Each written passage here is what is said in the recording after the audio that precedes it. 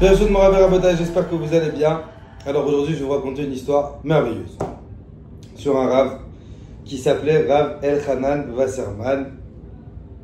Il est niftar durant la Shoah. C'était l'élève du Chafetz Chaim. Vous avez tous entendu parler du Chafetz Chaim. Et grand commentateur de la Gemara. Et il avait une yeshiva à Baranovitch. C'était une ville comme ça en Europe de l'Est. Et donc l'histoire que je vous raconte, on se situe entre la Première Guerre mondiale et la Deuxième Guerre mondiale.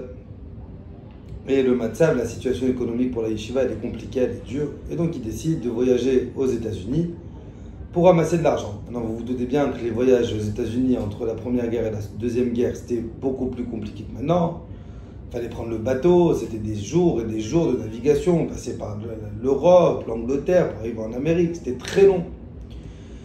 Il arrive en Amérique et il reste là-bas 2-3 mois comme ça, il essaie de ramasser de l'argent, mais encore une fois, la situation elle est tellement difficile que... Et vers les derniers jours de son voyage, avant qu'il rentre, on lui dit, écoute, il y a un riche, il s'appelle Yitzhak Fiber, il a une usine de boutons, et Blainara, il est aisé. Qu'est-ce que tu perds d'aller le voir? Va le voir. Il n'a jamais vraiment donné de tzedaka. Peut-être que toi, t'es Rav Elchanan Wasserman, t'es un grand, peut-être que toi, il va... Rav Elchanan Wasserman, il dit, comment il s'appelle, vous avez dit? Yitzhak. Il est né à Radin. Donc on lui dit, on ne sait pas, on va se renseigner, on se renseigne. Oui, effectivement, Rav, vous aviez raison, il est né à Radin. Il dit, mais je le connais très bien, moi aussi je suis né à Radin. C'est mon copain de classe. Il est venu en Amérique, il a réussi, il a machin. Appelez-le, dites-lui qu'Elchanan de Radin, il est là. Radin, c'était la ville où ils sont nés. On appelle maintenant, même les téléphones avant, c'était pas comme maintenant, il fallait appeler la centrale, vous savez, on connaît les trucs comme ça. Là, tu tombes sur la réceptionniste qui te passe, le temps qu'on arrive à tomber sur le patron de l'usine, et on lui fait savoir, Elchanan de Radin. Elchanan, mon copain Elchanan, il est là, bien sûr, ramenez-le-moi, je veux le voir, ramenez-le-moi.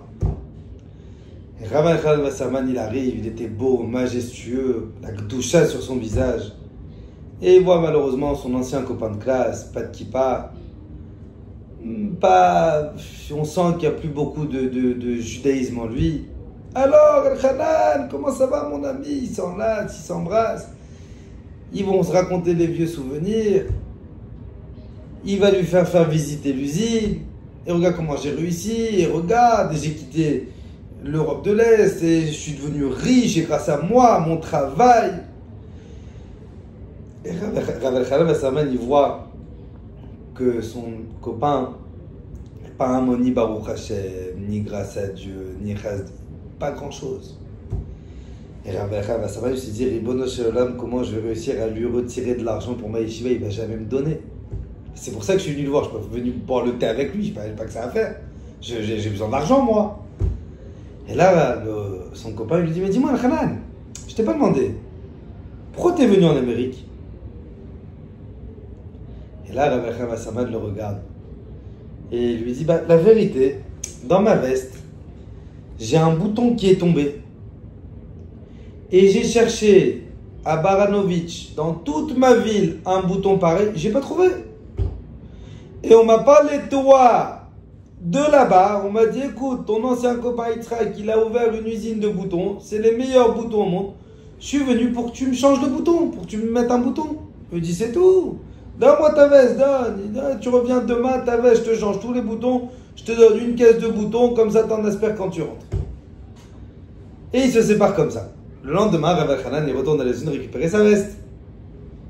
Quand il récupère sa veste, son copain lui dit, mais attends, je comprends pas un truc. Parce qu'avec l'émotion, hier, j'ai pas pensé, j'ai pas réfléchi, mais je comprends pas un truc. T'as fait 6 mois de voyage pour un bouton, t'es ouf, c'est pas normal. T'as fait 6 mois de voyage pour un bouton, et même si c'est pas la même couleur, tu fais pas 6 mois de voyage pour un bouton. Et là, Rav Elchanan Wasserman, il le regarde et il lui dit, t'entends ce que tu dis? Tu me demandes à moi pourquoi j'ai fait 6 mois de voyage pour changer un bouton. Ta Neshama, combien d'années-lumière elle a voyagé pour arriver dans ton corps? Combien d'années Akadosh Baruch Hu il a attendu avant de faire descendre ta Neshama dans ton corps? Pour que la finalité ce soit que tu aies une usine de boutons. Bien sûr qu'Akadosh Baruch Hu il t'a pas fait descendre pour une usine de boutons. C'est ça la moralité. Alors bien évidemment, l'autre il a tellement été choqué qu'il a mis un pochette. Mais la finalité elle est où? Akadosh Baruch Hu il a fait descendre notre Neshama sur terre. Bien sûr pour qu'on vive, pour qu'on travaille, pour qu'on fasse de l'argent, pour qu'on soit heureux, pour qu'on s'amuse, pour qu'on s'éclate, bien sûr. Mais c'est pas ça la finalité. La finalité pourquoi Akadosh Baruch Hu il a fait descendre notre Neshama sur terre, c'est pour respecter Torah et Mitzvot. C'est ça la leçon qu'on apprendra avec Chana Vasserman. On a voyagé depuis tellement loin, tellement pour chérir cette vie. Mais il faut que cette vie elle soit remplie de Torah et de Mitzvot.